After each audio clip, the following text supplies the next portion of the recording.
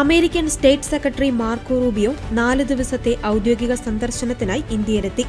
കൊൽക്കത്തയിലെ നേതാജി സുഭാഷ് ചന്ദ്രബോസ് അന്താരാഷ്ട്ര വിമാനത്താവളത്തിലാണ് അദ്ദേഹം വിമാനമിറങ്ങിയത്.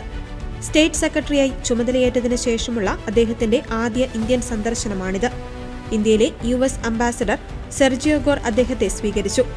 ദീർഘകാലത്തിനു ശേഷമാണ് ഒരു US സ്റ്റേറ്റ് സെക്രട്ടറി കൊൽക്കത്ത സന്ദർശിക്കുന്നത്. 14 വർഷങ്ങൾക്ക് മുൻപ് 2012 ഹിലരി ക്ലിന്റനാണ് ഇതിനു മുമ്പ് കൊൽക്കത്തയിലെത്തിയ US സ്റ്റേറ്റ് സെക്രട്ടറി. കൊൽക്കത്തയിലെത്തിയ മാർക്കോ റൂബിയോ വിശുദ്ധ മദർ തെരേസ സ്ഥാപിച്ച മിഷണറീസ് ഓഫ് ചാരിറ്റിയുടെ ആസ്ഥാനമായ മദർ ഹൌസ് സന്ദർശിക്കുകയും ആദരമർപ്പിക്കുകയും ചെയ്തു. തുടർന്ന് അവിടുത്തെ ചിൽഡ്രൻസ് ഹോമും അദ്ദേഹം സന്ദർശിച്ചു.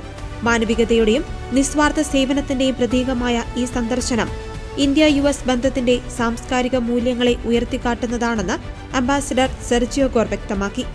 കൊൽക്കത്തയിലെ ഹ്രസ്വ സന്ദർശനത്തിന് ശേഷം റൂബിയോ ന്യൂഡൽഹിയിലേക്ക് തിരിക്കും.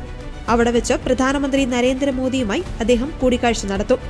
പ്രതിരോധം, വ്യാപാരം, സാങ്കേതികവിദ്യ തുടങ്ങിയ മേഖലകളിൽ ഇരു രാജ്യങ്ങളും തമ്മിലുള്ള ഉഭയകക്ഷി സഹകരണം കൂടുതൽ ശക്തമാക്കുന്നതിനെക്കുറിച്ച് ഇരുവരും ചർച്ച ചെയ്യും. ഞായറാഴ്ച വിദേശകാര്യമന്ത്രി ഡോക്ടർ S ജയശങ്കറുമായും അദ്ദേഹം ചർച്ചകൾ നടത്തും. 4 ദിവസത്തെ സന്ദർശനത്തിന്റെ ഭാഗമായി ആഗ്ര, ജയ്പൂർ എന്നീ നഗരങ്ങളും അദ്ദേഹം സന്ദർശിക്കുന്നുണ്ട്.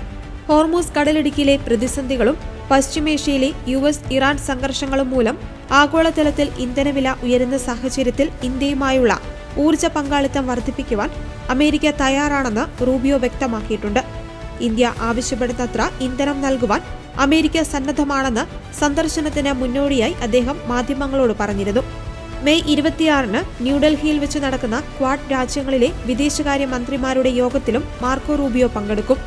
ഇന്ത്യൻ വിദേശകാര്യമന്ത്രി S ജയശങ്കർ അധ്യക്ഷത വഹിക്കുന്ന യോഗത്തിൽ ഓസ്ട്രേലിയൻ വിദേശകാര്യമന്ത്രി പെന്നി വോങ്, ജപ്പാൻ വിദേശകാര്യമന്ത്രി തോഷിമിത്സു മൊട്ടേഗി എന്നിവരും പങ്കെടുക്കും. ഇൻഡോ പസഫിക് മേഖലയിലെ സുരക്ഷയും ആഗോള വെല്ലുവിളികളും ഈ യോഗത്തിൽ പ്രധാന ചർച്ചാ വിഷയങ്ങളാകും.